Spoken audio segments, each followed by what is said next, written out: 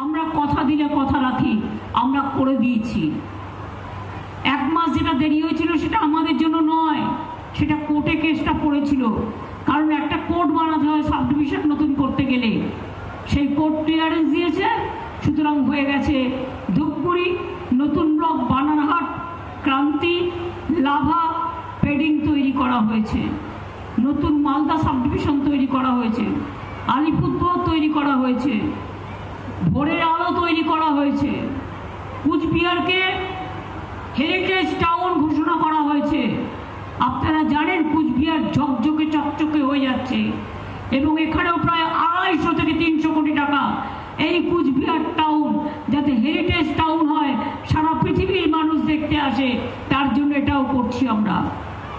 আপনারা জানেন কোচবিহার রাজবাড়িকে সম্মান জানিয়ে নতুন মেডিকেল কলেজ আমরা যেটা করেছি তার নাম রেখেছি মহারাজা জিতেন্দ্র নারায়ণ মেডিকেল কলেজ ও হাসপাতাল।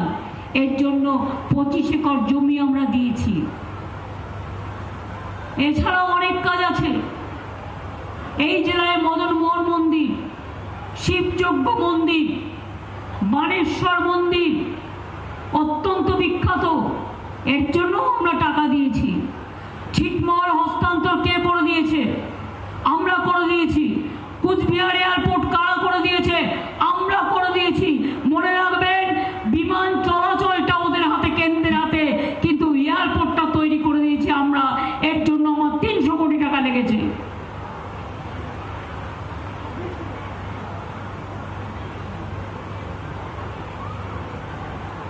হলদিবাড়ি মেখলিগঞ্জের মধ্যে জয়ী সেতু করেছি কি করিনি? হয়েছে কি হয়নি? আপনারা আমায় বলুন। দিনহাটা ও তুফানগঞ্জ 1 নম্বর ব্লকের মধ্যে কালজানি নদীর ওপর ভাওয়াইয়া সেতু করেছি কি করিনি?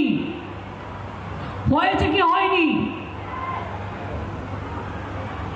মানসাই নদীর ওপর কান্তেশ্বরী সেতু হয়েছে কি হয়নি? আরো অনেক সেতু আমরা তৈরি করেছি।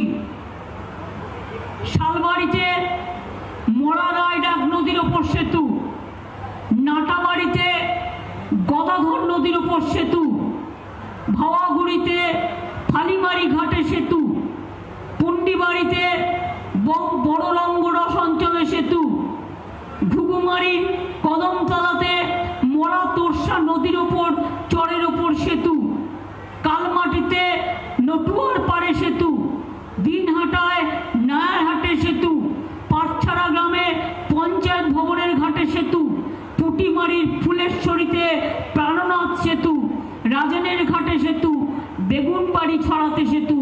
কোথায় বাকি রেখেছি? 34 বছর বামফ্রন্ট ছিল, কিছু করেছে? কুচবিহারের মানুষকে দেখতো? কোনদিন আসতো? কিছু করেছে? করেনি। এই যে আগেরবার বিজেপির সাংসদ এখান থেকে জিতলো, কি করেছে? আমি করে দিলাম এয়ারপোর্ট, আর বাবু প্লেনে চড়ে এসে বলছে আমি করেছি, যেন জমিদারের টাকা। আমি যখন রেল মিনিস্টার ছিলাম, কুচবিহার নতুন রেল স্টেশন কে করেছিল? ঝগিগোপা ময়নাগুড়ি ভায়া কুচবিহার কে করে দিয়েছিল? চ্যাংরাবান্ধা মালবাজার কে করে দিয়েছিল? স্টেশন আমি টাকা দিয়ে গিয়েছিলাম। জলপাইগুড়ি স্টেশন সব ভুলে গেলে এত তাড়াতাড়ি চলবে?